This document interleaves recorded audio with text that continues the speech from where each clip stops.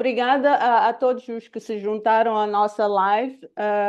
Eu quero pedir a todos, bem-vindos, boa noite. Quero pedir a todos que, quando tiverem algumas questões, exceto, obviamente, os painelistas, quero pedir que coloquem as vossas questões no chat e depois nós teremos oportunidade de ir lá verificar e se tivermos a oportunidade de verificar. De qualquer das formas, deixem sempre os vossos comentários, sugestões, considerações, questões, para que nós possamos depois fazer o follow-up. Se tivermos tempo também, podem vir e falar aqui nesta nossa live. Bem-vindos mais uma vez. Quero agradecer, e eu iria levar o tempo todo a agradecer, mas é muito importante para mim. Estou muito grata por estar aqui com todos vocês, e especialmente os colegas de painel que aceitaram, que disseram sim para tratarem deste assunto, que é bonito, mas é complexo também. Estamos a falar dos riscos ocupacionais e a saúde mental, o custo do desconhecimento e o caminho para o bem-estar. Na verdade, eu uma vez, quando comecei a falar sobre o stress ocupacional, uma vez eu vi uma senhora que falava sobre, que associava as questões dos riscos psicossociais ao o pepino que é colocado na jarra para fazer os pickles, né? E que os ambientes psicossociais, desculpa, os ambientes de trabalho que não são positivos são justamente aquele vinagre, não é? Em que nós entramos e depois começamos a ser sugados. A nossa vida, a nossa possibilidade de produção começa a ser um pouquinho retirada, até que, por exemplo, se tivermos burnout, depressão ou outra condição de saúde mental, deixemos de funcionar. Para esta nossa live, eu convidei ilustres convidados, passo a repetição, e temos aqui o Dr. Boia, temos o Dr. Áshimo, temos o Dr. António, voltei a pôr os títulos, e a engenheira Leonor. É engenheira, não é, Leonor? Já Ai, vamos saber. Também já ai, vamos saber. Não se certo. preocupe, porque eu já vou dizer. Então, antes de nós começarmos, eu gostaria de ouvir da vossa parte o que é que vos levou a dizerem sim para esta sessão. E eu começo por perguntar isso ao Boia. Boia, o que é que levou a dizer sim para esta sessão, por favor? Em 2 minutinhos, é só para colocar aqui as pessoas mais à vontade. À vontade. Não, eu acho o tema muito, muito importante e tenho trabalhado neste tema, e também nesta função, que é uma função que se chama de Staff Counselor, que é o conselheiro da equipa, que trabalha dentro da equipa, sendo um psicólogo ou trabalhador de saúde mental, e também estou neste momento a fazer essa função para um agente funcionário de Estado em Cabo Delgado. Então, por isso, é algo que me interessa. Muito bem, obrigada. A Leonor, o que é que lhe levou a dizer sim? Pode abrir a sua câmera, por favor. Posso? Ah, perfeito. Na verdade, nem é um motivo direto, né, que me levou a dizer sim. Eu trabalho na área de higiene e segurança já há bastante tempo e tenho enfrentado realmente problemas relacionados a esse, em relações com colegas, né? Então, eu acho que o tema é bastante pertinente na medida em que a gente procure soluções para tentar também ajudar o patronato a verificar essa componente, porque em algum momento acaba gerando um destresse na medida em que a produtividade baixa, quanto mais o psicológico da pessoa também não estiver a funcionar de forma proporcional. Então, o tema realmente, Ana, é bem-vindo. Por isso, vamos desenvolver com o tema. Muito bem, obrigada. Isso Antônio, aí. o que é que lhe levou a dizer sim, Antônio? Bem-vindo, pode abrir a câmera. É, novamente, boa noite. No meu caso, foram essencialmente duas razões. A primeira é que eu fui uma dessas pessoas que, quando saiu da faculdade, vi ofereceram-me propostas muito tentadoras e aceitei. E lá para 2024, julho de 2024, tive um burnout Oh, que depois levou com que tivesse que ficar internado por algumas horas. E então essa é a primeira razão, porque a partir desse dia acordei, pelo menos para o ambiente de trabalho que eu quero e que eu busco atualmente, e também profissionalmente, a partir daquela época, eu passei a me dedicar ao estudo de uma figura ou direito que em Moçambique não se fala muito, que é o direito à desconexão. hum, Virou um tema de que sou muito apaixonado. Já organizei eventos para discutir o tema e atualmente estou a escrever também alguns artigos e eventualmente que um dia eventualmente transformar-se num livro. Então é um tema que me é muito especial, por muito estas duas bem. razões. Muito obrigada. Estamos honrados por estar aqui e gostamos de ouvir a sua experiência como o outro lado da moeda, não é? Como uma pessoa que sofreu também com as questões de burnout e stress no trabalho. Ashimo, ai, como custa. É, boa noite mais uma vez aos colegas do painel. Assim, nesse papel de nossa filha e moderadora, e principalmente aqueles que nos acompanham por esta plataforma.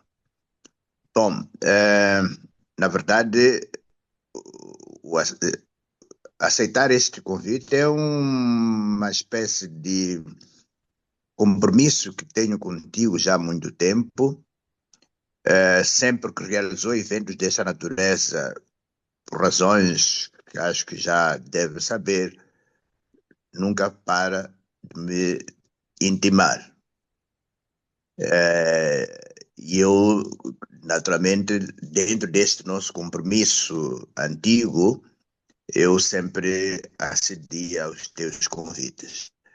A outra razão tem a ver com a minha vida profissional, como docente e coordenador de cursos de psicologia, mas a primeira vez que eu fiquei preocupado com este assunto foi quando vi no currículo de psicologia organizacional e do trabalho da Politécnica, não sei se não devia mencionar nomes, mas da Politécnica, havia uma cadeira cujo nome era Higiene e Segurança no Trabalho.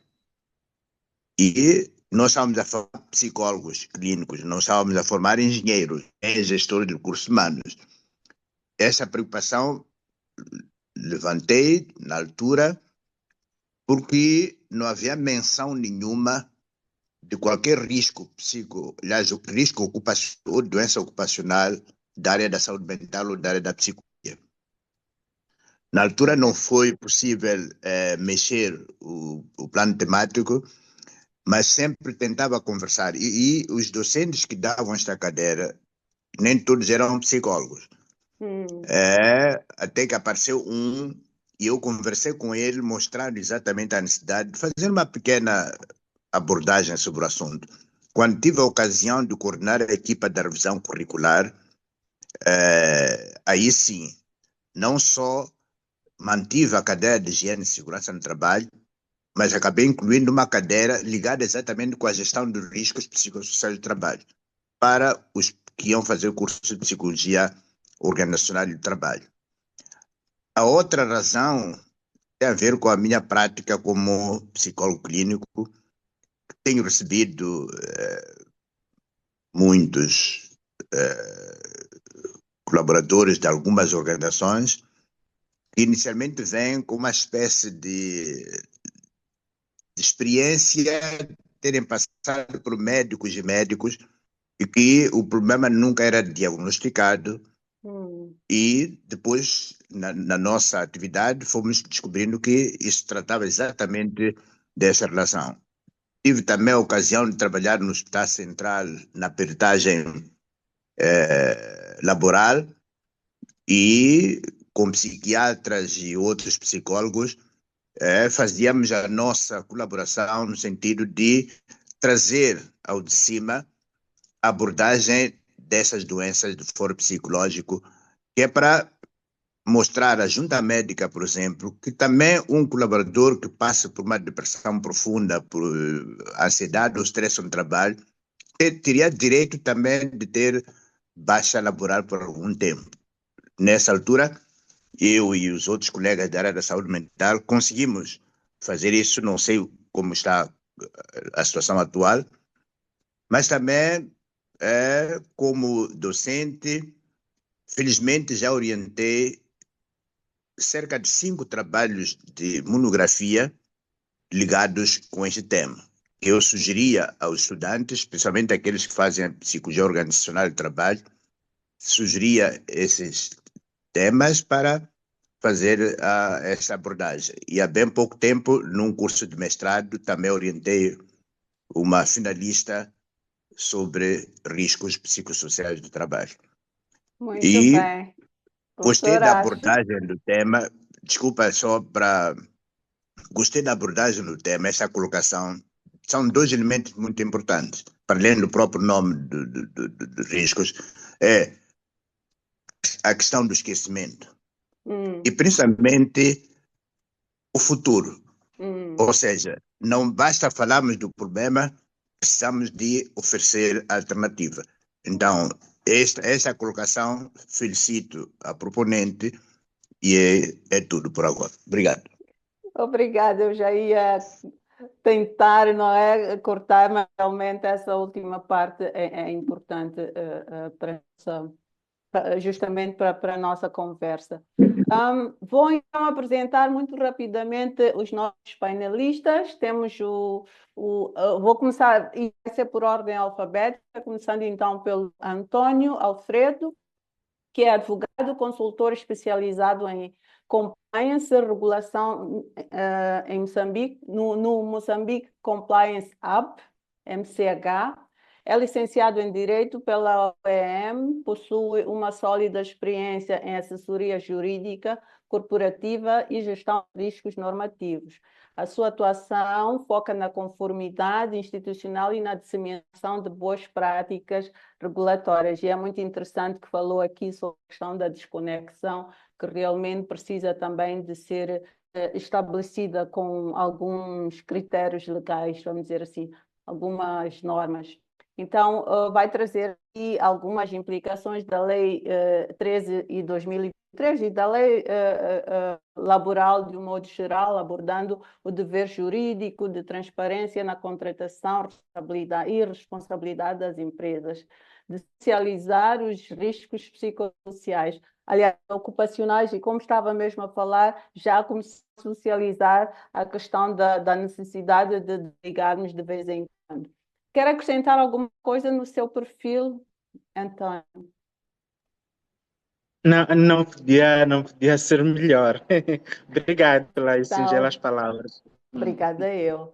Então, na linha vem Boia, que é psicólogo clínico e psicoterapeuta, doutorado pela Universidade de Colônia, na Alemanha, é conselheiro de stress certificado pelas Nações Unidas. Já esteve aqui a dizer que tem feito aconselhamento da população de profissionais que estão a trabalhar em Cabo Delgado nesta abordagem. Tem vasta experiência internacional nas Nações Unidas e Cruz Vermelha, tendo se especializado no manejo do trauma em contextos críticos, desde o atendimento às crianças soldados até ao sobrevivente de violência. A questão das crianças soldados foi onde começamos a debater mais a fundo a questão dos traumas e ainda precisamos de conhecer mais. Foi presidente da Associação de Psicologia de Moçambique e é docente acadêmico. Atualmente lidera o projeto de saúde mental e bem-estar no local de trabalho para, como já dissemos, agente de Estado em Cabo Delgado.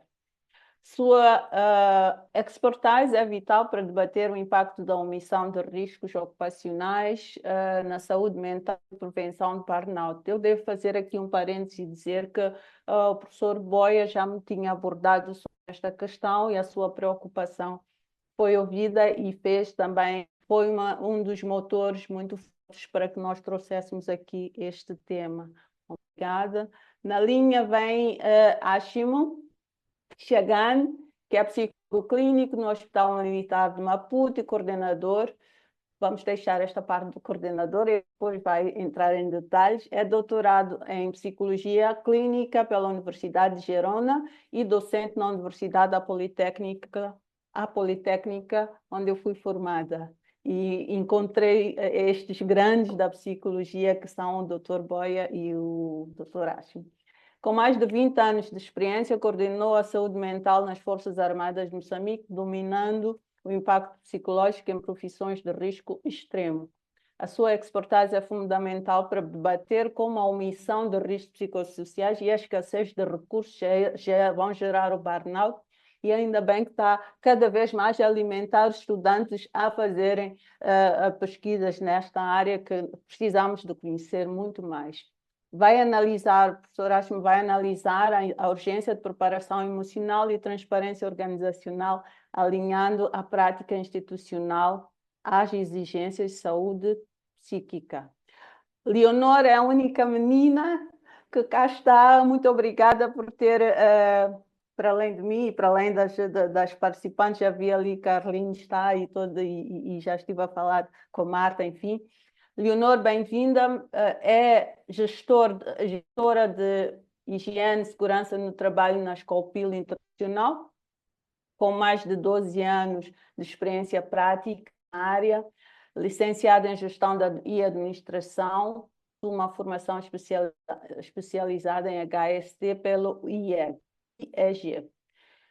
Tem uma sólida atuação em ambientes de alta exigência, como no caso da Mosal Smelter, não é? A nossa querida Mosal, que recentemente fechou portas, não sei como é que está este assunto. Destaca-se na realização da avaliação de riscos, gestão de saúde ocupacional, treinamento de segurança e indução para novos colaboradores. A sua experiência é fundamental para discutir a socialização dos riscos ocupacionais exigido por lei e a aplicação de medidas preventivas que garantem a segurança física e mental dos trabalhadores. E muito obrigada a todos por terem acedido. Mais uma vez, vou dizer obrigada há muito tempo, mas é pouco para dizer o quão eu estou emocionada por estarmos aqui nesta conversa. Então, vou começar já. Alguém quer acrescentar alguma coisa do seu perfil ou está confortável como está? Ana? Sim, Leonor. Eu só queria corrigir a empresa, acho que Por favor. já não escolheu, mas sim Unispan Moçambique Limitada. Obrigada. Então, está na Unispan Moçambique.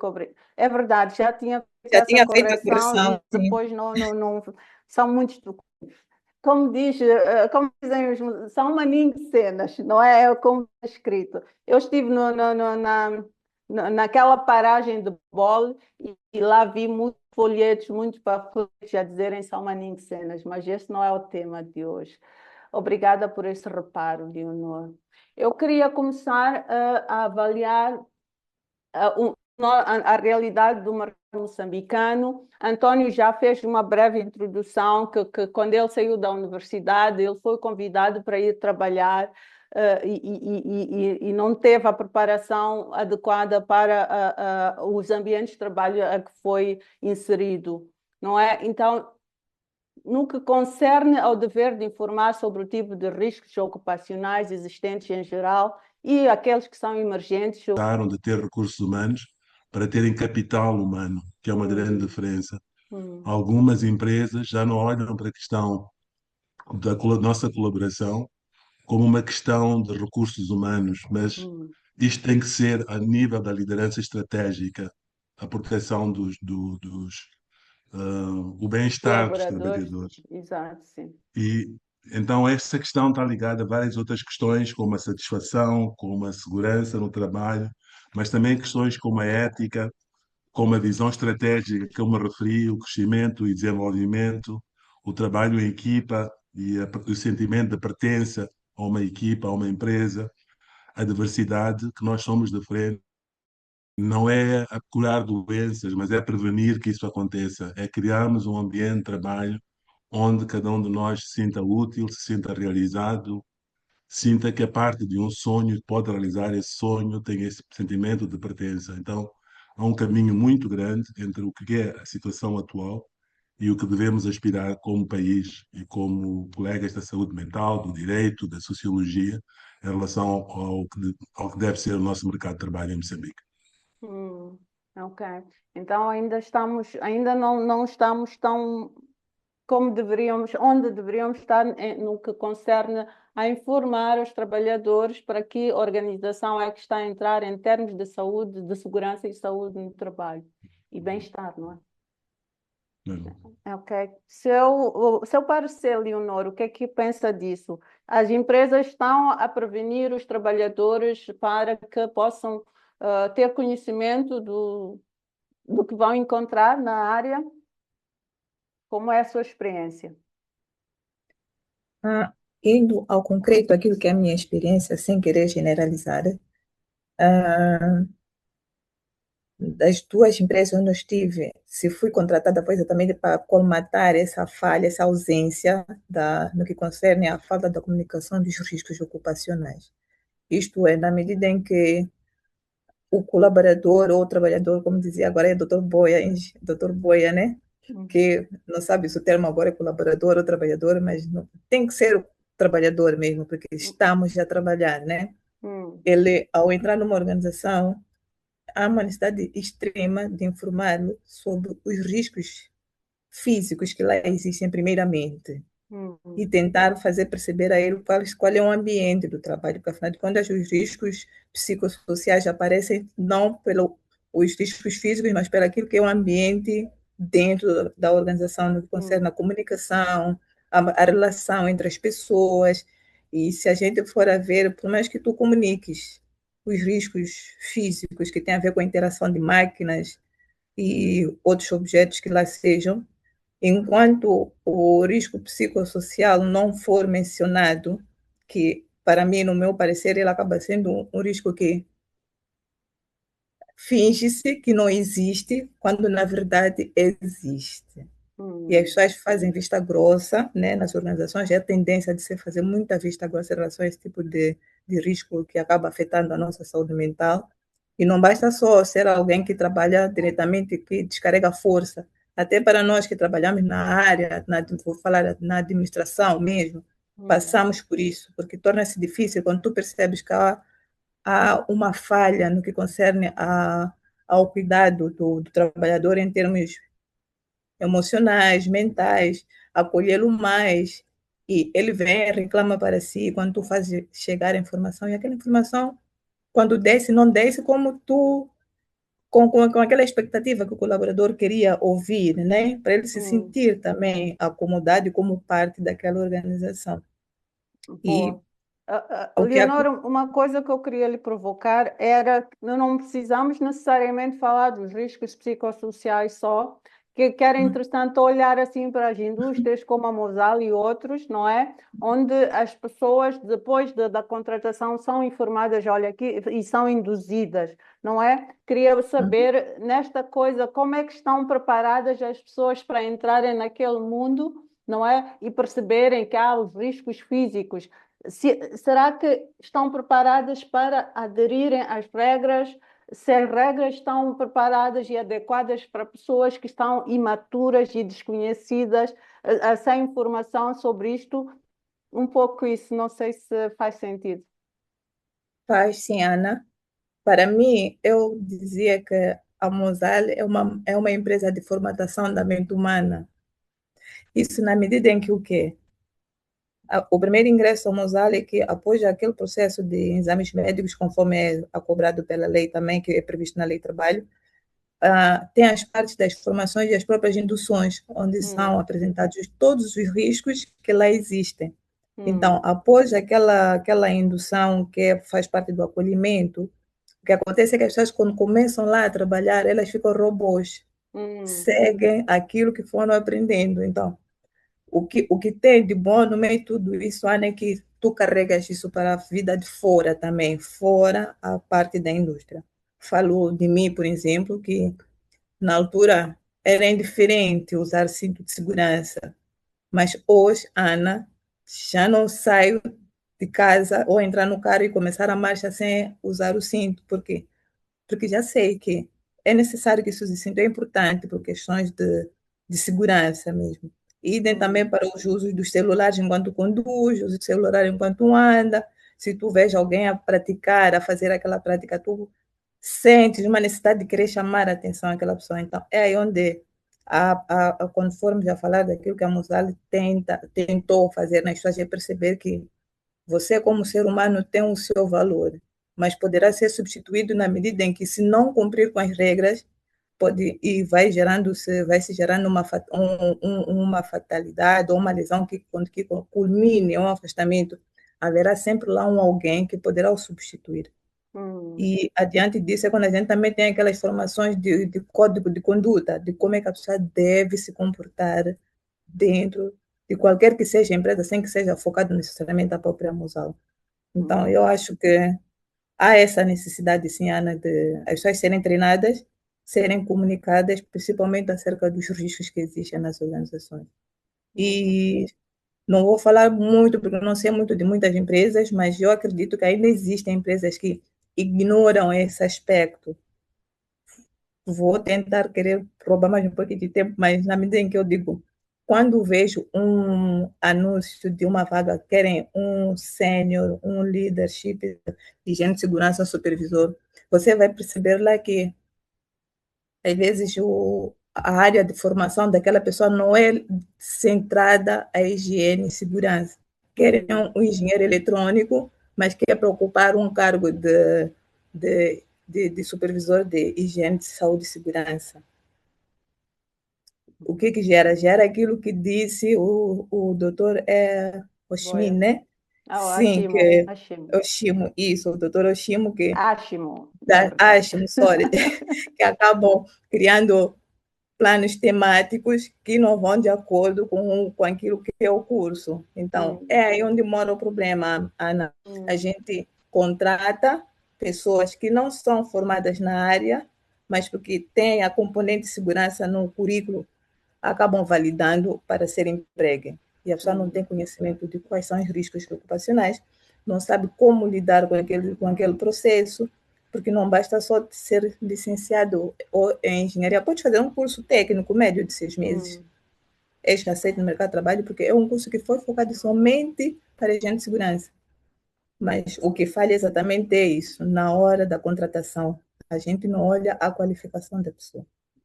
Pois, obrigada. E é justamente isso, Antônio, para si agora, é justamente uma das coisas que a nova lei vem colmatar, que é a obrigação do trabalhador, do empregador, em fazer a identificação dos riscos ocupacionais. Como é que estamos agora? A Leonor esteve a dizer que, embora haja empresas que são modelos, como o caso da Mosal e outras grandes empresas que fazem a identificação e avaliação dos riscos, e isso é feito continuamente, e a difusão também feita, a difusão dos riscos, porque eles vão sendo atualizados, então, com base nisso, também vai se formando e reciclando, se é que se pode dizer, o conhecimento sobre a questão dos riscos, e a lei exige isso. Como é que nós estamos neste aspecto legal e conformidade? Obrigado, Ana. Efetivamente, nós temos em termos de quadro normativo, nós temos uma imposição do empregador não só fazer o mapeamento dos riscos inerentes à atividade que exerce, mas também no âmbito da constituição da relação laboral, ele partilhar estes riscos com o trabalhador. E isso decorre não só de forma específica da Lei do Trabalho, particularmente no artigo 37, e depois é repetido no artigo 220, se não estou em erro, mas também por um princípio geral. Há um princípio geral do direito inerente aos contratos, que é o princípio da boa-fé, que impõe basicamente de que na celebração do contrato tem que haver lealdade. E na celebração do contrato tem que se cumprir um dever muito importante, que é o dever de informação. E este dever de informação abrange, entre outros aspectos, esta questão dos riscos inerentes à atividade que o empregador exerce. E como é que nós estamos relativamente a isso? Eu acho que nós podemos usar como indicador aquilo que tem sido um indicador que naturalmente pode ser questionável no sentido de se é o indicador adequado para a avaliação que pretendemos fazer, mas acho que, pelo menos como sugestão, eu acho que nós podemos olhar o nível de litigiosidade que nós temos nos tribunais e nos centros de resolução de conflitos e sobre o que diz respeito a esses conflitos. E a maior parte desses conflitos que nós temos nos tribunais e também a maior parte das multas que são passadas pela inspeção de trabalho aos empregadores, normalmente eles centram-se basicamente, vamos dizer, em três núcleos essenciais. E o primeiro núcleo desse conjunto de conflitos diz respeito a praticamente aqueles empregadores que fazem tudo à margem da lei. Não observam salário mínimo, não há contrato reduzido a escrito, o horário é alterado arbitrariamente, sem consultar o sindicato. Ou seja, praticamente as regras mudam da noite para o dia e conforme a vontade do empregador. E é fácil compreender porque que isso acontece. É que nós estamos a falar de um Estado, Moçambique, em que o setor empresarial ele é composto por mais de 98% por pequenas e médias empresas. Portanto, desde já nós já temos estamos a falar de estruturas organizacionais que já têm um desafio que é inerente ao estágio de desenvolvimento em questão. E depois temos essa questão que é quando alguém tem um negócio e começa a pensar entre cumprir a lei e fazer sobreviver o negócio, muitas das vezes escolhe-se fazer sobreviver o negócio às custas dos trabalhadores. É triste, mas é isso que nós temos assistido.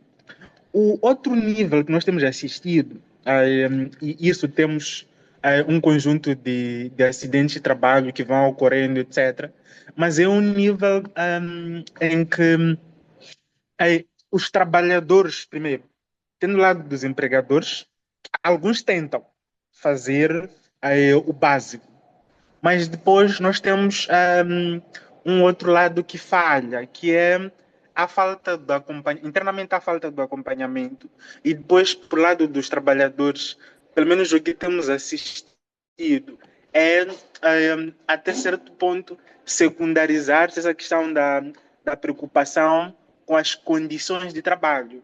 Eu não quero necessariamente falar da questão da saúde, higiene e segurança no trabalho, mas das condições de trabalho. Ou seja, secundariza-se essa questão e as pessoas olham primariamente que temos que ter emprego.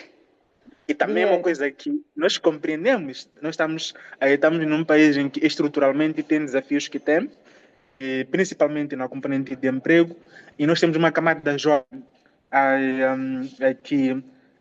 e apta para o mercado de trabalho, e que está aí e que não tem colocação. Então, quando aparece uma oportunidade, as pessoas normalmente não negociam os contratos.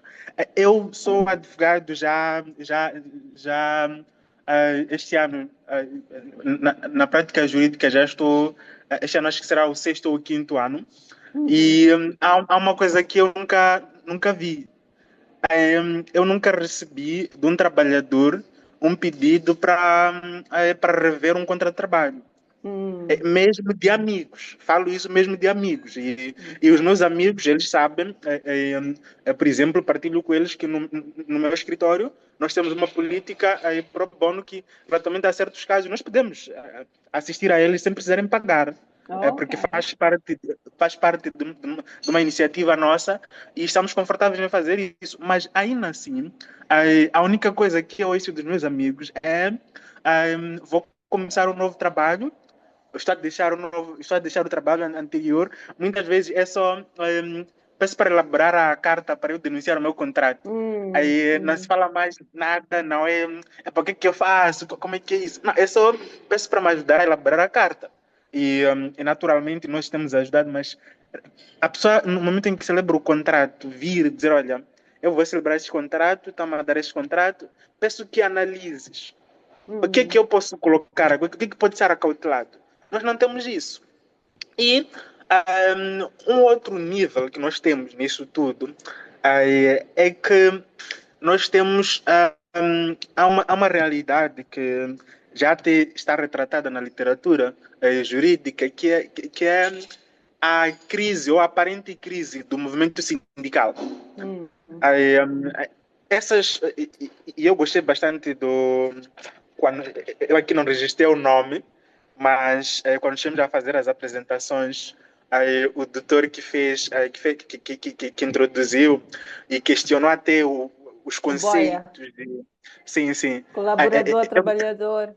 Sim, sim, eu gostei quando ele questiona esses conceitos e faz sentido questionarmos esses conceitos, também faz sentido também começarmos mesmo a questão de recursos humanos, capital humano, são conceitos que é importante discutirmos porque por trás deles há uma realidade e relativamente ao movimento sindical, a história dessas matérias sobre condições do trabalho, a questão da higiene, a questão da saúde e segurança no trabalho, se nós formos a ler elas surgem, ou melhor, podemos dizer assim, a maior parte dos direitos, eles resultam de uma luta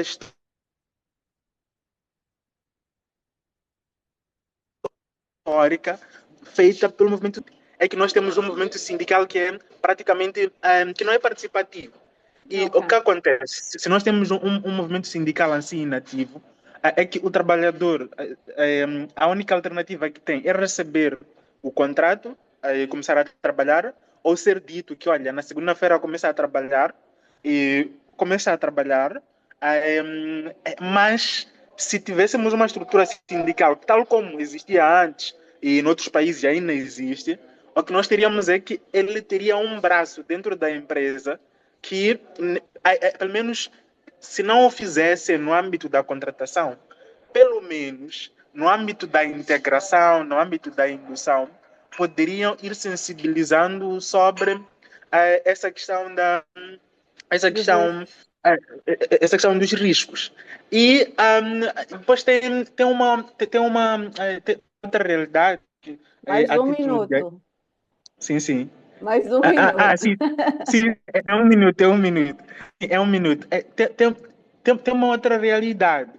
E aí, só vou fazer mesmo a título de provocação, é que essa questão de mapeamento dos riscos e etc., é fácil serem feita, esse mapeamento é fácil ser feito por empresas que estejam preocupadas com a sustentabilidade a longo prazo. E nós em Moçambique, ou podia generalizar dizer em África, nós não falamos de sustentabilidade. Os nossos negócios não são construídos para perdurar muito tempo. São, na verdade, até é questionável se efetivamente nós temos empresas no verdadeiro sentido ou se temos, pelo contrário, pessoas que trabalham por conta própria, mas com uma estrutura. Né? Então, Ok. essa é a provocação que Que eu queria interessante. fazer. Um Sim. pouco a semelhança da provocação que o Dr. Boia trouxe, e obviamente isso também chama-nos a questão do paradigma, não é? O que é que nós realmente consideramos empresas e trabalhadores e colaboradores. Professor Ashmo também, obrigada. Se quiser fechar a sua câmara. O professor Ashimo também falou logo no início na questão de colocou-se ali questão de HST, mas não sabiam exatamente o que é que as pessoas queriam. E se na academia já começamos assim, imagina no outro contexto. Pode falar um pouquinho mais sobre esta questão do desconhecimento dos riscos ocupacionais, já na sua experiência com a academia? Talvez começar por fazer a seguinte colocação e uma provocação, naturalmente, a relação entre a literacia em saúde mental e os riscos psicossociais do trabalho. Considero eu que parte significativa dos problemas de saúde mental relacionados com o trabalho decorre precisamente da insuficiente literacia em saúde mental por parte dos trabalhadores, gestores, líderes organizacionais e até das próprias instituições. Daí o tal desconhecimento.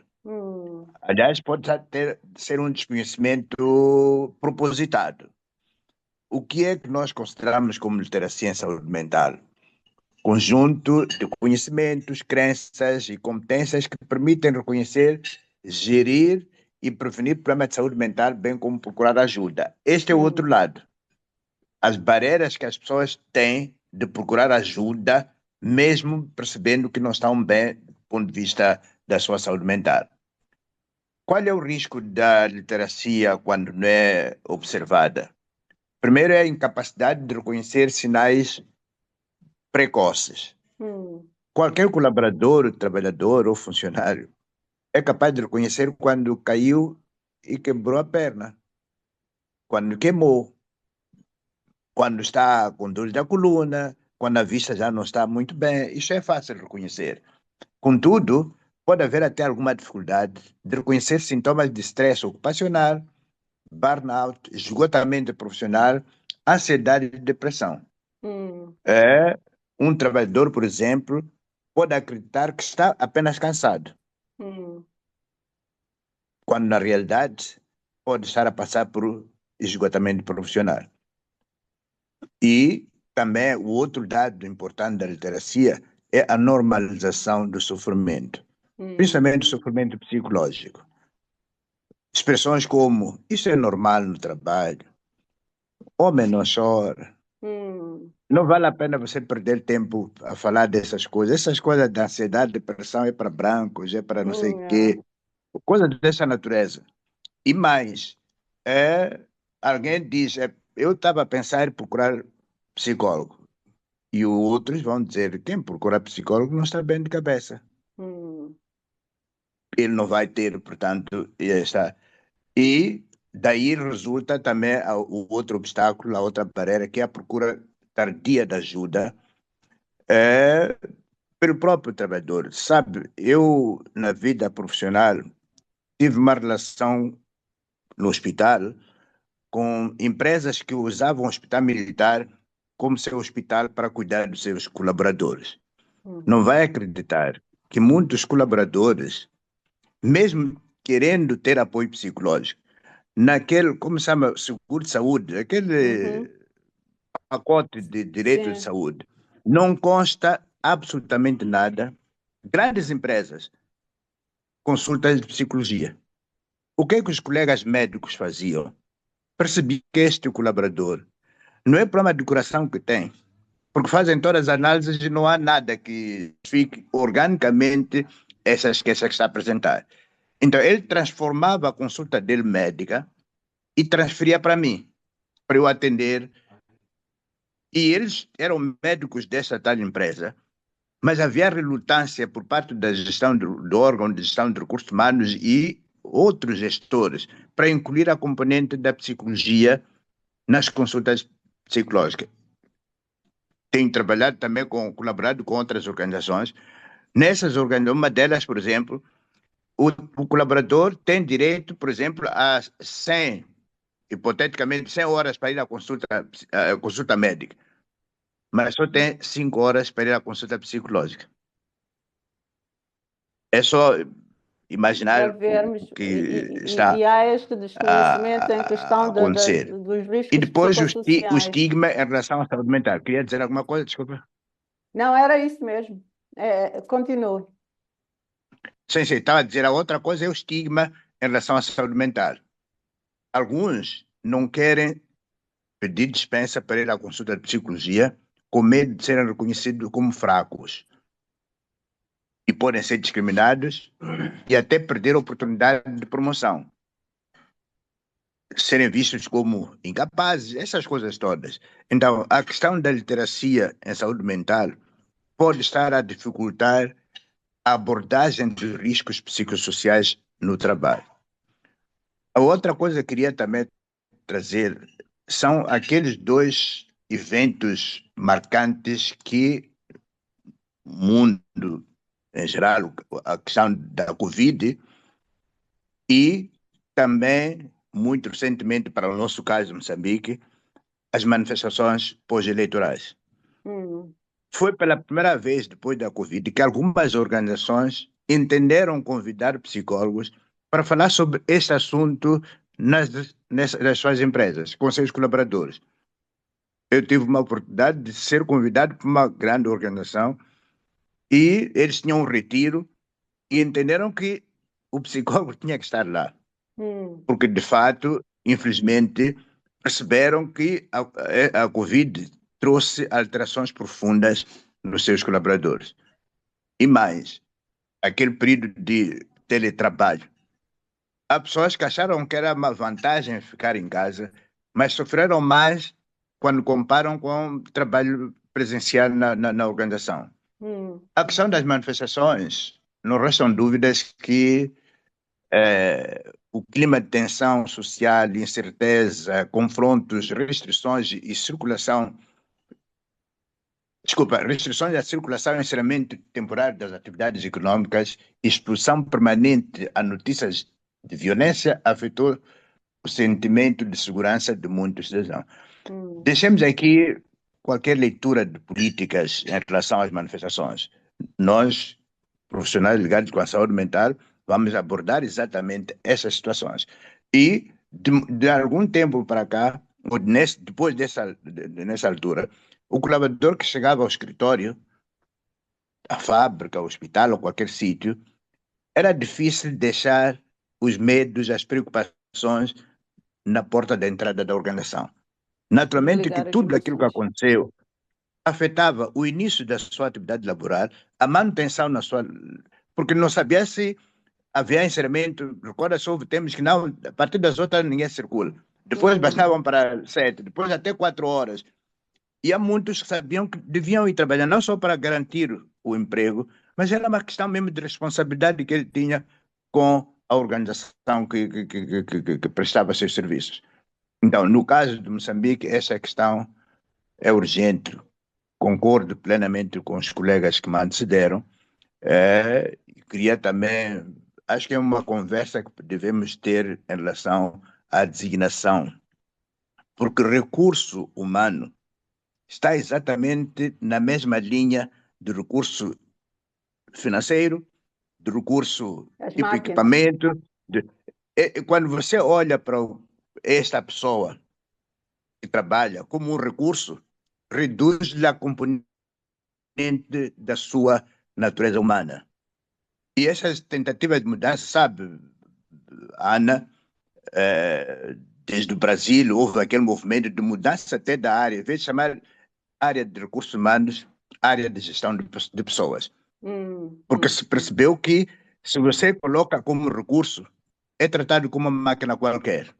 Ele não é humano, não sente, não percebe. Usa ele a sua força bruta e ponto final. Então, essa tentativa, a proposta do professor Boia, que, bom, apesar de respeitar a posição da outra colega, mas é preciso, sim, é preciso perceber que é verdade que a mudança do nome vai mudar muita coisa, mas dizer que ele é colaborador, ele também começa a perceber que faz parte da própria organização. Acho que a Ana sabe, nas teorias da administração das organizações, a experiência do Japão é completamente inovadora, muito revolucionária, porque o colaborador no Japão, ele acha que também aquela empresa lhe pertence.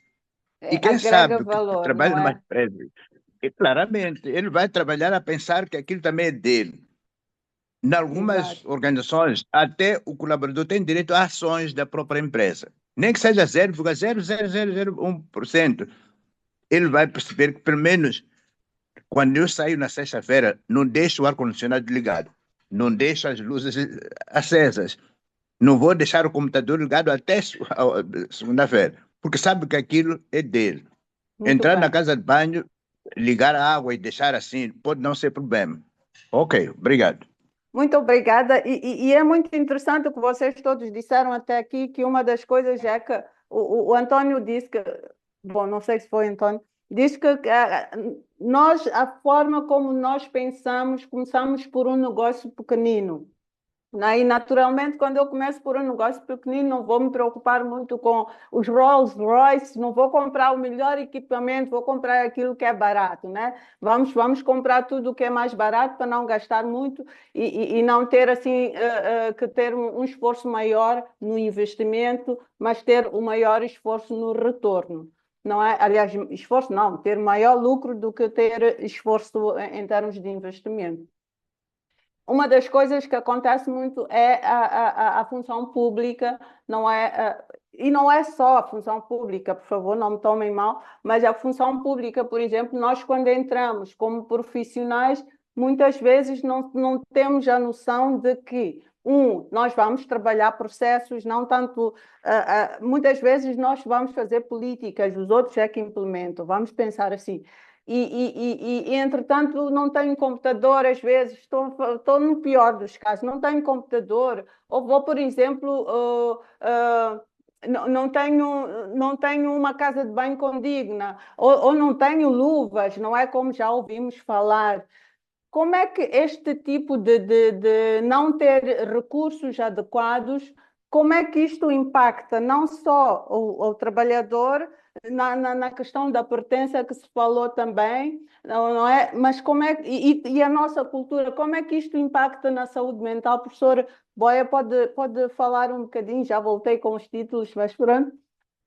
E que tipo de comportamentos é que as pessoas apresentam quando, a dado momento, durante muito tempo, não têm o material ou equipamento que estavam à espera de ter para poderem produzir de acordo com aquilo que são os níveis exigidos? E se quiser dar alguns exemplos concretos, por favor, disponha. Bom, eu também vou na mesma linha de que, no que dizia inicialmente, temos várias realidades dentro de Moçambique, né? Portanto, eu penso que a pergunta que me foi feita, me remete primeiro a uma outra reflexão, né? Que é o direito a obrigação do empregador de proteger, the duty of care. Hum, E acho que é uma filosofia toda que se integra nesse sentido, né? Eu trabalho, como disse, em Cabo Delgado e sinto que a responsabilidade dos empregadores de garantir a segurança física da vida, né, dos seus próprios colaboradores, em muitos casos é negligenciada. Nós estamos com um país que sabemos que temos violência militar e nós temos experiências como país de outros conflitos nos quais nós preparávamos os trabalhadores. Por exemplo, antigamente havia um treino, era político-militar, não sei se é assim que se chamava, não interessa o termo, mas é ensinar a um trabalhador como é que ele sobrevive se cair numa emboscada, se cair numa situação em que há um risco real para a vida dele. hum, Infelizmente, né, também as empresas que operavam em Palma, se não estou em erro, a quando daquele grande ataque que houve, né, trabalhei com eles e desastrosa a situação. Portanto, ignorou-se todos os sinais de alerta de que havia um conflito, possivelmente por isso, por ver o trabalhador como um recurso descartável.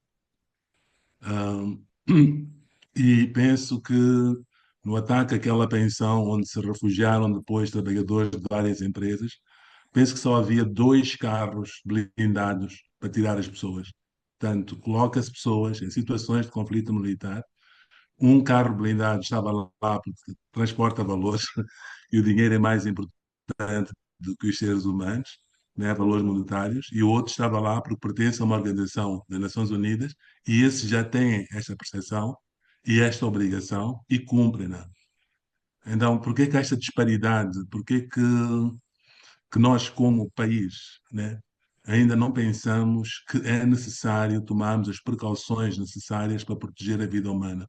hum, Isso remete-me para mesmo o que dizia o colega Áchimo, ele referia-se à banalização da saúde mental dos trabalhadores. Eu diria que também é uma banalização da própria saúde física dos trabalhadores. Portanto, há pessoas que trabalham em condições em que sentem as dores de cabeça, sentem que têm problemas na coluna, sentem e que têm que continuar a trabalhar, porque isto não é aceitável pelos empregadores como uma justificação. Corre o risco de perder os seus empregos. Não sei se real ou é percepção das pessoas, mas as pessoas continuam a trabalhar mesmo estando doentes. Pessoas que falam comigo que, estando doentes, só vão trabalhar. O médico diz-lhes claramente que devem ficar de par doente 5 dias ou 2 semanas ou mais, e a pessoa diz que a partir do terceiro dia já vai perder o direito de receber o salário pela empresa, vai receber pelo Instituto Nacional de, acho que é a Segurança Social, né? A partir do INSS, terceiro sim. dia já não é o empregador que paga e a pessoa sabe que conseguir recuperar o dinheiro via INSS é muito mais difícil, então ao fim do segundo dia, no terceiro dia a pessoa vai trabalhar para não ficar 3 dias consecutivos, né? E não sei quais são as dificuldades, mas pelo que percebo, é difícil recuperar o dinheiro pelo INSS, é Hum, menos e é mais moroso. Então, nós estamos perante, em alguns aspectos, a banalização da própria vida humana, a banalização da saúde física dos trabalhadores, e sabemos que a OMS mostra claramente que a saúde mental e a saúde oral são os 2 setores mais negligenciados nos países africanos.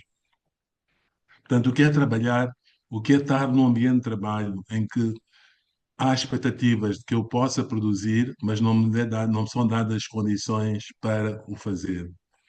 Eu penso que depende muito dos ambientes de trabalho. Em alguns ambientes de trabalho, é o que eu dizia, eu finjo que trabalho e eles fingem que me pagam. Então as hum, pessoas hum, encontram formas de sobreviver e de ir fazendo outras coisas simultaneamente. Vamos a empresas, vamos a instituições públicas, não encontramos trabalhadores na hora em que deviam estar lá. Pessoas que estão no local de trabalho, mas estão a vender outros produtos dentro da própria empresa aos seus trabalhadores. O uso de material nos escritórios para fazer fotocópias de cadernos para os nossos filhos, utilizar recursos profissionais. Então, falei com uma empresa, que não vou citar o nome, mas é uma empresa que é uma multinacional, portanto, trabalha com o sistema de franchise. hum, Então, eles compram o título e têm que ter aqui todas aquelas normas para que, se eu compro o trabalho em Moçambique, tem que ser igual ao trabalho em Nova Iorque. E para garantirem estes padrões, eles têm que fazer circular os trabalhadores. Eles têm, portanto, que ir para a Arábia Saudita, para a Inglaterra, fazer estágios para conhecerem os padrões dessa marca. hum. E é curioso que eles, quando estão lá, têm salários que são 4, 5, 6 vezes superiores aos salários moçambicanos. Quando regressam, a motivação baixa. Quem recebeu 6 vezes mais e chega aqui e volta para o salário antigo, claro que a motivação oficialmente não será assim tão grande. A expectativa dessa pessoa seria de ficar lá. E eu pergunto a um proprietário de uma dessas empresas qual é a razão de tanta diferença nos pagamentos. Ele diz que em Moçambique ele precisa de 4, 5 pessoas a fazer o trabalho que no outro, noutra geografia é feita por uma única pessoa. Porque aqui as pessoas Uhum. estão doentes, o filho não está doente, a escola não abriu, a empregada chegou tarde, não há combustível, o chapa. Então, que aqui eles garantem um posto de trabalho com mais do que uma pessoa e repartem um salário e talvez quem fiquem com mais lucros. Não tenho a certeza, seria algo que eu teria que investigar, portanto, Hum, posso dizer apenas na base da constatação de uma só pessoa. hum, Então, eu penso que perceber esta nossa cultura de trabalho, né, onde às vezes também as próprias metas que nos são colocadas, nem sempre há expectativa de que elas vão acontecer, né? Porque há, há sempre justificações. Se eu não tenho computador para fazer o trabalho, claro que eu chego e fico a ler o jornal, fico no WhatsApp, etc. Então, eu penso que primeiro seria bom conhecermos os diferentes Hum, micro-mundos nos quais circulamos. Claro que há micro-mundos mais exigentes, por exemplo, penso que a banca é um deles, onde a pressão sobre os trabalhadores é bastante grande, porque no fim do dia eles conseguem monitorizar quanto é que eles produziram, ou uma Mosal também, né, que tem uma estrutura tecnológica de trabalho, de controle, etc. E é diferente das empresas que se referia o colega António, estas que não sei se são empresas ou se é trabalho, como ele disse, já não sei, é por conta própria, mas no meio de uma estrutura que se pretende ser uma empresa. Então são várias realidades, mas o que é verdade é que é frustrante, né? É hum, frustrante, e desmotivador não ter os benefícios, né, de estar emprego, né? E aqui os nossos salários são baixos. Algumas pessoas justificam que é com a base da nossa produtividade, não sei qual é a relação, mas de qualquer maneira, né, o não ter os meios para trabalhar, então significa que a partida também é tanto a expectativa do empregador como a expectativa da pessoa empregada não, é realizável e isso leva à frustração, de todos nós, né? eu queria, antes de passar para outra, e é a coisa do tempo, eu queria provocar-lhe ainda mais. Será que nós poderíamos dizer a um polícia, por exemplo, que estamos a contratar, que olha, é assim, estamos a contratar para seres polícia, mas a nossa esquadra não tem grades, não é? E a arma tens que partilhar com o teu colega. Eu não sei se esta é a realidade, é hipotético, não é? Eu quero perceber como isso, o que é que isso faz ao próprio, vamos dizer, candidato. Ele iria aceitar, é aceitável num país como o nosso, com condições limitadas, dizer às pessoas, olha, é assim, as minhas condições são estas. Vens trabalhar ou não? Não sei se se entende, mas Claro. é uma Bom, eu provocação. penso que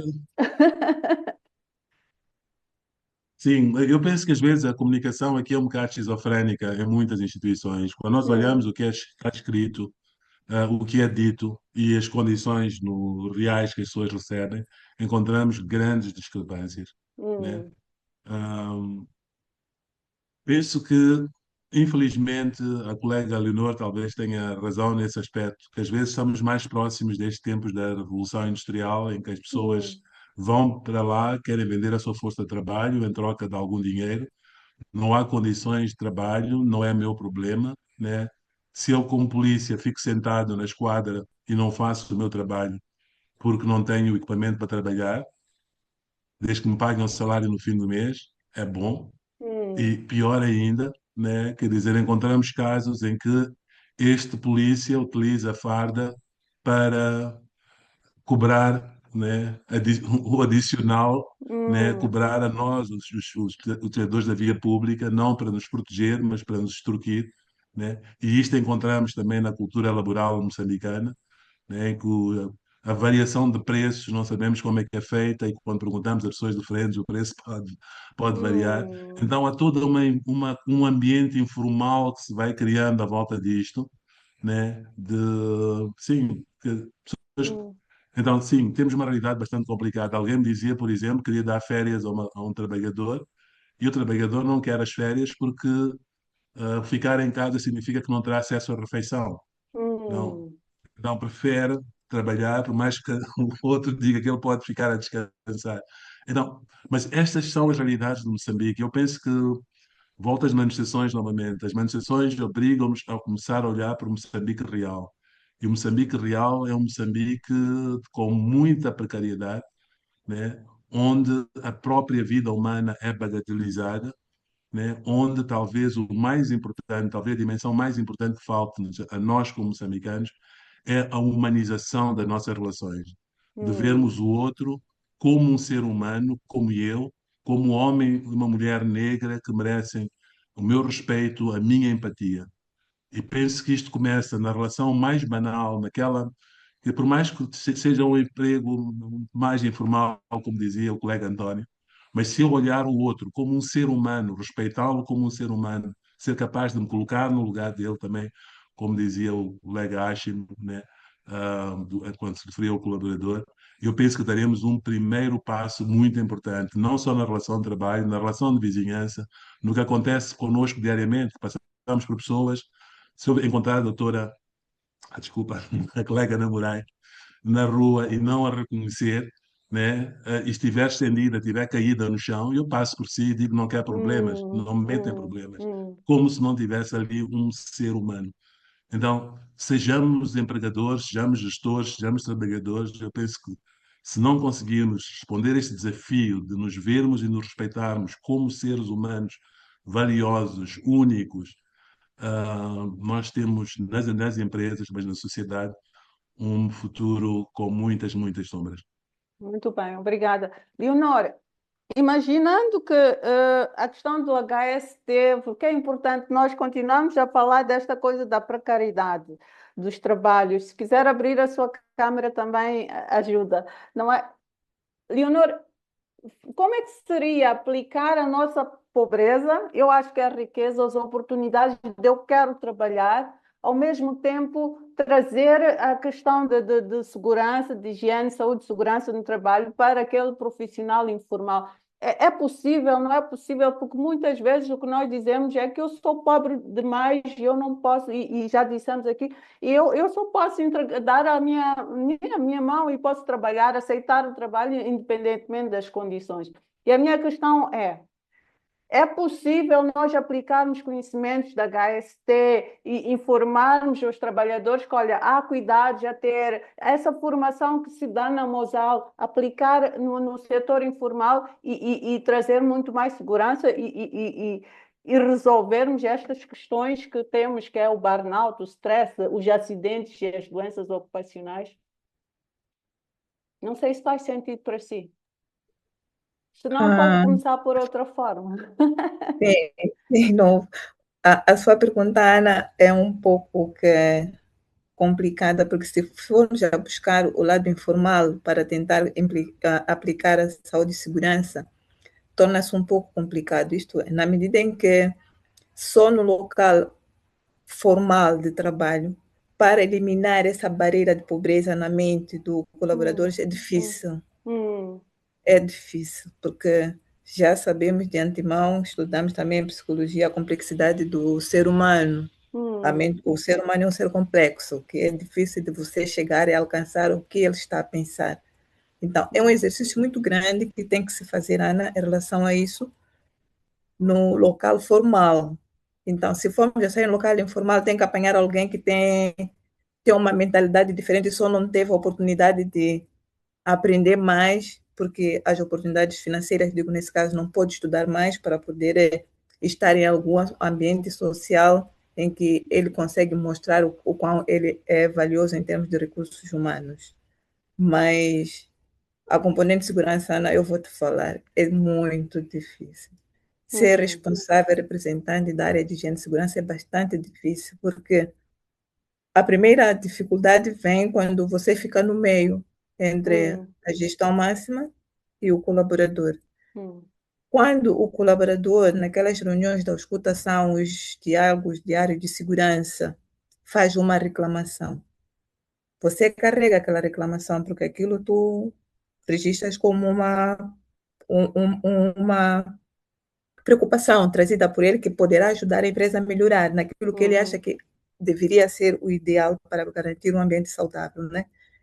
E quando tu levas aquela mesma preocupação do colaborador à gestão, e ele banaliza, conforme havia se dito aqui, que quando é banalizada a componente humana, entra em choque. O que vai acontecer? A parte de cima vai cobrar a produtividade.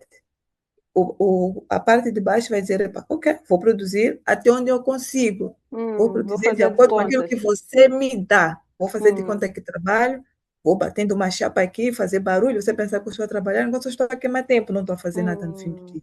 Então, e outra parte que acaba também gerando dificuldade de puxar o colaborador a perceber que Não podemos somente entrar para o mercado de trabalho por questões de dinheiro, porque futuramente acaba criando esses problemas de saúde mentais, problemas de risco ocupacionais, porque se nós vamos pensando em dinheiro e pela pouca oportunidade de emprego, como disse cá o Antônio, a gente se submete a coisa e no fim do dia vamos perceber que entramos nesse tal burnout, nesse problema de esgotamento. Você dá mais e percebe que não é valorizado. E tu reclamas, as suas reclamações não são levadas de forma apática, né? Vamos dizer assim, de uma forma, não são acolhidas. Empática. Empática, sim, não são acolhidas. Então, é onde começa a gerar A aquela desistir, não é? desânimo. Sim, começa a gerar desânimo. E quando formos já a olhar na componente de saúde e segurança, vamos registrar muitos acidentes de trabalho, as pessoas não estão concentradas, vamos ter muitas baixas, a pessoa vai começar a dizer, pá, está no mesmo eu ir trabalhar ou não, começa a reduzir a atividade. Então, Percebem? muito bom. Então, isso Então, realmente fica. a questão da segurança, ainda temos muito caminho a andar, porque ainda não temos uma cultura de segurança e, portanto, uma cultura de prevenção. E as pessoas ainda Sim, não veem valor nisso, nem os sim, isso, trabalhadores, nem os empregadores. sim, isso é verdade. Mas o que gera esse todo problema, Ana, é quando a gente é tutelado. Hum, Existe uma entidade de tutela, que é, vamos dizer, o Ministério do Trabalho, que em algum momento eu acho que está a faltar, porque as empresas são sancionadas de forma literária. hum, Se formos à inspeção de trabalho, existem muitos processos que são arquivados sem desfecho, em que muitos colaboradores que já sofreram questões de afastamentos por injusta causa, tiveram acidentes mal acompanhados pela empresa, e a empresa não foi sancionada por isso. Só existe uma instituição que tutela as empresas, eu trabalhei o colaborador nesse caso, mas no fim do dia quem sai perdendo é o colaborador. ok, É o ok. colaborador, então E o é trabalhador complicado. também, porque perde, são máquinas que perdem, porque têm Sim, acidentes, para além das vidas humanas que já dissemos aqui que são desvalorizadas, são as máquinas, é o sim, próprio investimento e o lucro e a sustentabilidade que o Antônio falou, não é? sim. E eles não estão nem aí. Ah, não, ainda vai indo mais além. O que é que acontece? As empresas não estão preocupadas. Sabem que se abrir o portão, né? Ver alguém a passar, um Joaquim, um carro, chama, ô Joaquim, vem cá. Sai Tem um um, vem trabalho para 10, ti. não é? O Joaquim, sim. O Joaquim entra, vai pagar o meticado do meu trabalho, até ele perceber que não, ele está a ser explorado. Tudo Percebe? bem. Então, Então, acaba muito sendo isso. obrigada. Muito obrigada. Temos aqui um desafio muito grande. Antônio, como é que nós revertemos isso e o que é que tem a dizer? O professor Ashimo também queria que começasse também a pensar um pouco como é que nós revertemos isso sendo, né, adotando a cultura japonesa por aí. Mas, Antônio, obrigada, Ai, Leonor. sim, a Leonor trouxe um aspecto quando ela tocou a questão de o Ministério de Tutela eventualmente Hum, não estará a fazer muito. Eh, e esse sentimento, na verdade, nem é um sentimento, é um diagnóstico hum, que todos partilham, que é assim, em termos regulatórios ou em termos de quadro normativo, não vamos dizer que Moçambique esteja perfeito, hum, porque nós temos novas questões que são discutidas, por exemplo, a nível internacional, relativamente ao trabalho digno, e questões que, no nosso caso, já também se faz necessário discutir, mas nós temos um quadro regulatório que nos permite garantirmos que cada trabalhador tenha as condições necessárias para realizar a sua atividade num ambiente de segurança, num ambiente que não ameaça a sua saúde física, que não ameace a sua integridade moral, assim também como a sua integridade mental ou psicológica. uhum, Mas o que acontece? O problema que nós temos é um problema, e já é um problema de compliance, que é hum, um problema de conformidade. E esse problema de conformidade parte, em parte, do lado dos sujeitos às normas, e, por outro lado, quem tem a responsabilidade de, em caso de violação, garantir o cumprimento coercivo. Aí, do lado dos jeitos, dos empregadores, etc., o que nós temos é efetivamente falta de cultura de conformidade. Aí, as pessoas.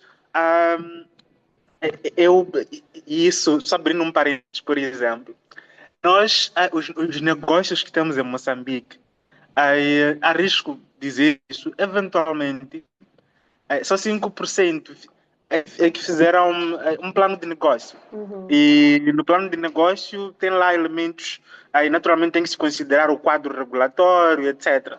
E isso as pessoas acabam aproveitando para fazer um mapeamento dos riscos, etc. Mas nós não temos isso.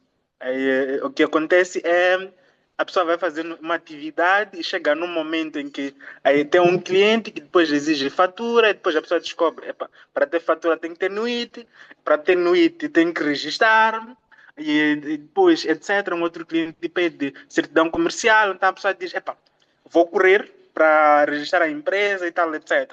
E o negócio vai crescendo desta forma. Mas sem que as pessoas se preocupem com essa componente de conformidade, não só para as normas laborais, mas todo outro conjunto de instrumentos normativos que são importantes para o exercício da atividade comercial. Eu, por exemplo, não me arrisco a falar de questões ambientais, porque lá estamos num desastre, se calhar, maior que esse. E mesmo o tema que estamos a discutir, se formos a falar do setor mineiro, por acaso, nós temos alguns clientes deste setor, também os desafios são enormes. Mas voltando à questão mais importante, é que nós temos esse problema dos sujeitos, das normas, que, no caso, os empregadores, não têm essa cultura de conformidade. E, do outro lado, nós temos os trabalhadores, que neste caso que nós estamos a falar, porque tendencialmente, ou quase sempre, a relação laboral ela tem o trabalhador como a parte mais fraca, o empregador, por causa do poder econômico, como a parte que tem maior poder de ditar os termos em que vai ocorrer ou vai ocorrer a relação laboral. Então, temos este lado, os trabalhadores também que desconhecem aquilo que são os seus direitos. E isto é um problema que nós temos, é um problema, na verdade, estrutural, um problema de cultura jurídica em Moçambique, que aí nós encontramos pessoas sem conhecimento de direitos básicos. Direitos básicos. Há questões que, quando nós vamos discutir, quando alguém nos procura, a primeira pergunta é, mas, olha, como é que chegamos até este ponto? Porque era possível resolver lá se a pessoa tivesse conhecimento de que tinha um certo direito e de que se o exercesse estaria melhor protegida naquela situação em que nos apresenta. Este é um lado. Mas depois temos um outro lado. E que lado é este? Há uma coisa que nós chamamos de risco, risco de compliance. O que é isso de risco de compliance? Basicamente é o seguinte, a ideia básica do risco de compliance é a seguinte. Nós temos um conjunto de normas, até podemos não falar de normas, vamos falar de regras. Mas qual é a questão? A questão é que no mundo perfeito, todos seguiriam as regras. Só que o que acontece? O mundo não é perfeito. Então, nós sabemos, ou seja, há um risco de que as pessoas vão violar as regras. E aí isso tecnicamente chamamos do risco de compliance, ou seja, há um risco.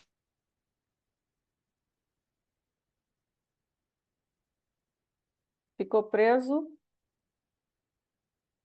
Às vezes sou eu.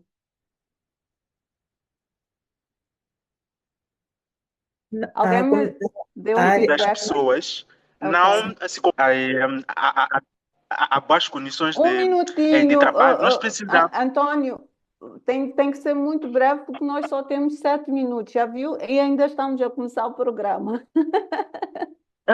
Tá bem, tá. Vou terminar já já. Vou terminar já já.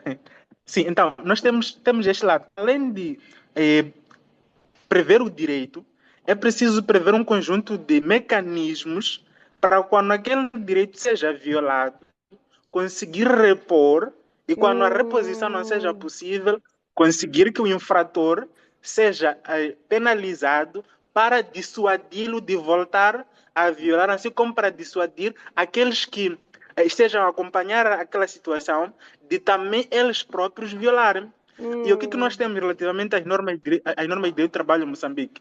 É que, por um lado, a inspeção de trabalho, e eles justificam-se que tem um déficit de pessoal, mas que no todo não se justifica. Nós temos uma inspeção de trabalho que é praticamente inoperante. E é tão inoperante que as poucas situações em que nós temos a ação a ser realizada é a primeira quando os trabalhadores apresentem uma queixa ou uma denúncia. A segunda situação é quando ou o empregador tem um inimigo, tem alguém que está insatisfeito com ele, provoca alguém que esteja lá na política, lá, etc. Então, para mostrar a ele que é possível atingi-lo, ela provoca a inspeção de trabalho. Nós temos, temos esse que é um problema também grave de inspeções que foram provocadas por por rixas comerciais, rixas de outra natureza. A cultura da retaliação, não é? É uma cultura cíclica de retaliação do que propriamente proativo. Para concluir... Então, para concluir, o que nós precisamos nós precisamos de instituições que efetivamente cumpram o seu mandato. A Inspeção do Trabalho cumprir o seu mandato. O Ministério do Trabalho cumprir o seu mandato. Os centros de mediação dos conflitos laborais cumpriram o seu mandato. Os tribunais na mesma. Quando nós tivermos um cenário em que cada instituição cumpra o seu mandato, essas questões que nós estamos a discutir aqui, estaremos a discutir num plano de o que nós podemos melhorar. Não, o que não está a ser feito. Muito bem. Sim. Obrigada. Obrigado. E com isso, eu passo para o professor Ashimo. Professor Ashimo falou um pouco da cultura dos japoneses, que é um pouco a cultura da pertença, não é? E vemos muitas vezes que eles fazem limpezas, que eles não é, querem transformar o seu ambiente um ambiente positivo. Baseado nisto, os empregadores não conhecem os riscos, mas o trabalhador conhece o risco. Estava a dizer que as pessoas não sabem se tem burnout, se tem estresse, se tem ansiedade e não sei o quê, e não se queixam, não é? Mas como é que nós podemos utilizar um pouco como consideração final, não é? Porque infelizmente o tempo voou. O que é que nós podemos mudar? Que indicadores podemos... Estou a ler a mensagem da Marta. Que indicadores nós podemos ter para avaliar as iniciativas de bem-estar e reduzir os riscos, por um lado, e melhorar a saúde dos trabalhadores, mas sendo o trabalhador e o empregador aliados nesta iniciativa? Não sei se fiz confusão, mas pronto, vou lhe deixar responder. Bom, três coisas, talvez, para fechar. A primeira é que as organizações estão intimadas, não vou convidá-las de seguros. Esse é um dos primeiros aspectos. Investir na prevenção e promover lideranças humanizadas. Porque também os nossos líderes trabalham com regras, com normas, com regulamentos, com tudo, mas não humanizam o seu estilo de liderança. O outro aspecto é que os gestores devem compreender que liderar não significa apenas gerir processos, mas também cuidar de pessoas. Em relação aos trabalhadores, colaboradores ou sei lá outro nome, devem desenvolver competências de autocuidado, gestão de estresse, comunicação assertiva. Gostei uma das partes da fala do colega Antônio, que nós temos dificuldades de pedir a um advogado. Quando eu vou para uma empresa, estou a receber um novo contrato, pedir ao meu advogado, leia o meu contrato, para saber se o que estará lá salvaguarda ou não, está dentro daquilo que as leis de trabalho e outra coisa. Como ele dizia, até amigos, dizia, peço só para fazer uma carta de demissão, porque eu consegui um novo emprego. Essa cultura jurídica falta-nos bastante. E, finalmente, talvez, é recordar que a saúde mental é um investimento e não um custo. Hum, Organizações saudáveis constroem-se com pessoas saudáveis e pessoas saudáveis produzem mais, inovam mais, relacionam-se melhor e contribuem para um ambiente de trabalho mais seguros, humanos e sustentáveis. E muito muito bem. obrigado. Obrigada, mas obviamente que eu quero ouvir as considerações dos outros também e um pouco o que é que não querem sair daqui sem deixar. Obrigada, professora Ashimi. Professor Boia, o que é que quer deixar aqui nesta conversa? Eu só queria recordei-me de um exemplo em que trabalhei numa instituição e nós fizemos uma campanha que chamou-se ah, Respeitemos uns aos outros. Hum, E que só a mudança de papel, pedir ao diretor que ficasse no trabalho do, não sei, do porteiro. hum, E como ele leu o que é trabalho do diretor, como o diretor, sabem que isto permitiu aproximar as pessoas, compreender expectativas diferentes, e de criar mesmo uma carta, um compromisso coletivo do o que é que nós queremos mudar na nossa empresa para resolver estes problemas que nós detectamos. Então, os desafios são grandes, mas eu penso que temos que encontrar formas de nos engajarmos em relação a eles e mais do que antes sermos colaboradores ou trabalhadores, somos moçambicanos, somos seres humanos, somos seres dignos de respeito, de empatia, de bem-estar. E penso que esta cultura temos que conseguir trazê-la para as nossas empresas, para as nossas comunidades. E isto implica conseguirmos colocar-nos no lugar do outro, e há técnicas para isso, há mecanismos para isso, e que a gestão do capital humano não é uma questão de recursos humanos, é uma questão da liderança. Temos que conseguir hum. colocá-la lá ao nível da liderança. Muito obrigado. Obrigada. A liderança tem que step up, não é muito bom. Antônio e Leonor. Leonor, primeiro a Leonor e depois o Antônio. Considerações finais. Obrigada, Antônio, pela compreensão. Ah, só para finalizar mesmo, Ana, dizer que quando a questão da liderança muda de posição, coloca-se no lugar do trabalhador, ele vai perceber o quão difícil é a atividade do outro, porque é só assim que a gente vai perceber. É aí onde entra o espírito da empatia, né? Conforme disse agora o Dr. Boia. Então, eu parto do princípio que há uma necessidade extrema, né, de sempre que tivermos oportunidade de informar a gestão máxima sobre a necessidade de envolver a parte laboral na implementação de qualquer que seja o processo dentro da organização. Podemos ter mais produtividade assim. É tudo. Muito bom, obrigada. Antônio, o que é que quer acrescentar e sair daqui sabendo que cumpri pelo menos neste ponto? Obrigado, Ana. Há um professor que eu li na faculdade, o seu livro, e aí eu leio, o professor Jorge Miranda é um jornalista português, e ele escreveu uma coisa num livro dele, Direito Constitucional, que é a primeira forma de proteção dos direitos é o seu conhecimento. E é efetivamente isso, porque quem sabe os seus direitos tem a primeira condição para reivindicá-los, porque nós não podemos reivindicar o que desconhecemos. Então, que individualmente, cada um de nós que está cá, invista nisso. Não precisa ler todo o trabalho, mas pelo menos o básico sobre essas matérias. E aqueles que estão cá a representar uma organização ou na posição de liderança, que invistam nessas capacitações. Porque quando os vossos colegas, os vossos colaboradores souberem mais sobre os seus direitos, eu acho que serão mais receptivos quando vocês exigirem os deveres deles. Porque a relação laboral é uma relação bilateral. Então, tem essa... Há deveres e direitos de ambos os lados.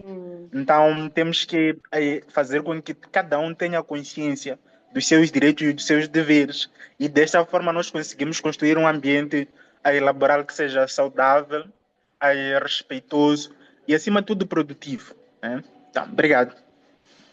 Olha, muito obrigada. Obrigada a todos que participaram e estiveram aqui.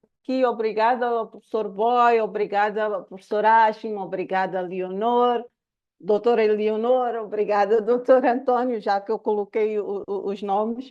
Muito obrigada por vocês terem participado. De facto, só estamos a começar esta conversa e se vocês sentem o mesmo que eu, acredito que gostariam de continuar e há muita coisa que ficou por dizer. E a ideia é justamente essa, não fecharmos o tema, abrirmos, provocarmos, criarmos a vontade de dizer mais e depois realmente nos nossos locais de trabalho e nas outras oportunidades também continuarmos a conversa. Então, eu vou deixar-vos aqui, vou realmente fechar o programa e apelar que nós continuemos a falar sobre esse assunto, que eu senti que ainda estamos mesmo na introdução. Muito obrigada a todos, boa noite e até logo. Obrigada por terem aceito o convite e obrigada por estarem aqui comigo. Disponha, obrigado, até a próxima. Obrigada. Obrigado. Obrigada. Obrigada, Ana, pelo convite e aguardamos pela próxima sessão. Obrigada, Leonor, muito obrigada. Muito obrigado. Obrigada, eu que agradeço. Parabéns, Ana. Obrigada, ok. Obrigada. Obrigada, Ana. Foi produtivo e eu fiquei mesmo aí, deixei uma mensagem, fiquei a ferver para fazer questões, porque Eu estou a ver que sim, obrigada, tenho Costa. alguns artigos que aí precisava do Dr. Antônio, que me mexeu um bocadinho, e os artigos também de psicossociologia, que também busca e que falta muito para nós, e que devia-se fazer um inquérito antes, provavelmente, todos nós, os técnicos da HST, que não temos esta parte. Esta componente de psicossociologia não temos.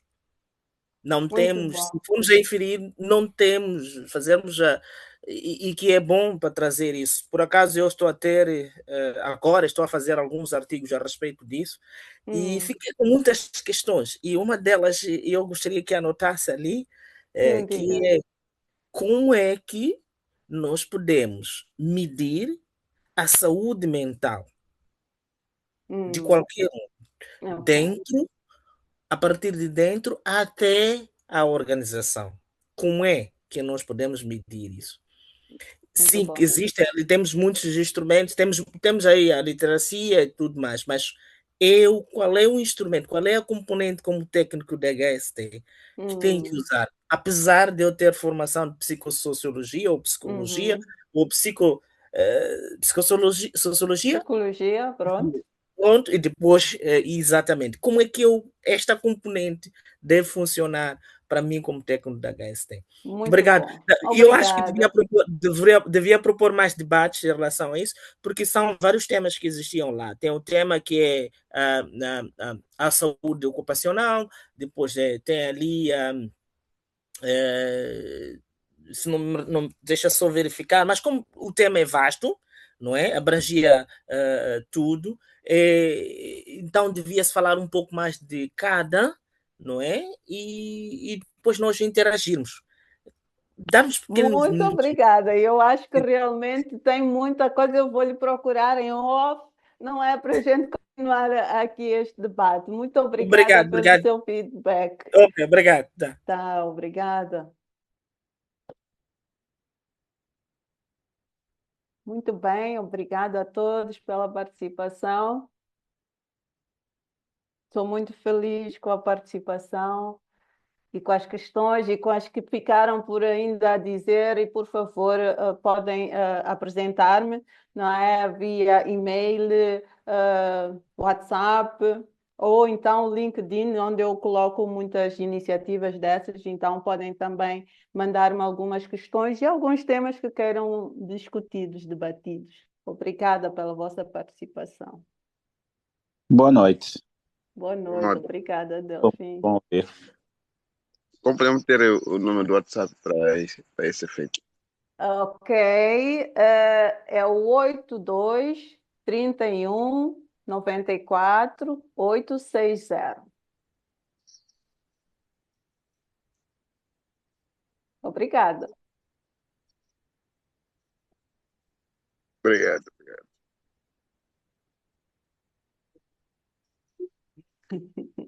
Bem-vindo, fazem de contas que pagam.